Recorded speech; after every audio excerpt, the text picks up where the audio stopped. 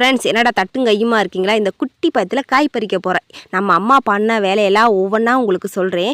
ஒன்றுமே இல்லாத காட்டில் என்னம்மா காய் பறிக்க போகிறேன்னு தான் நீங்கள் கேட்பீங்க. வாங்க ஒன்று ஒன்றா பார்ப்போம். இங்கே பார்த்தீங்களா, கோழிக்கட்டை செடி தோட்டத்தில் நட்டுருந்தோம்ல, அது ஃபுல்லாக அழிச்சிட்டோம் இல்லையா? இதை ஒரே ஒரு செடி கொண்டு நட்டு வச்சுருந்தாங்களா, மொட்டெல்லாம் சூப்பராக விட்டுருக்கா பார்த்தீங்களா?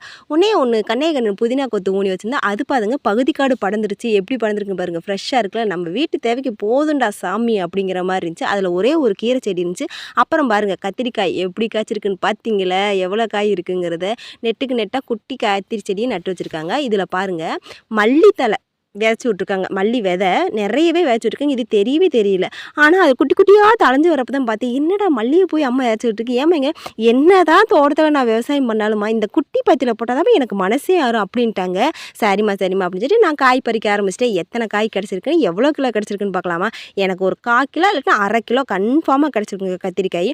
அப்புறம் பச்சை மிளகாய் இருந்துச்சு, அதை நம்ம பறிக்காம மட்டும் அது கோச்சுக்காதா அப்படின்னு சொல்லிட்டு அந்த பச்சை மிளகாயும் ஒரு செடியில் இருந்துச்சு. அது ஒரு 4-5 மிளகா பறிச்சுக்கிட்டேன். சரி, மிளகா பறிச்சாச்சு.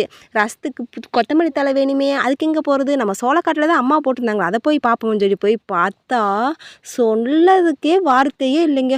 நல்லா தழைஞ்சிருந்துச்சுங்க. தண்ணியை விடலைங்க, பனிக்கே வந்துருச்சுங்க. அதை படன்னு பிடுங்கிட்டு வந்துட்டேன்.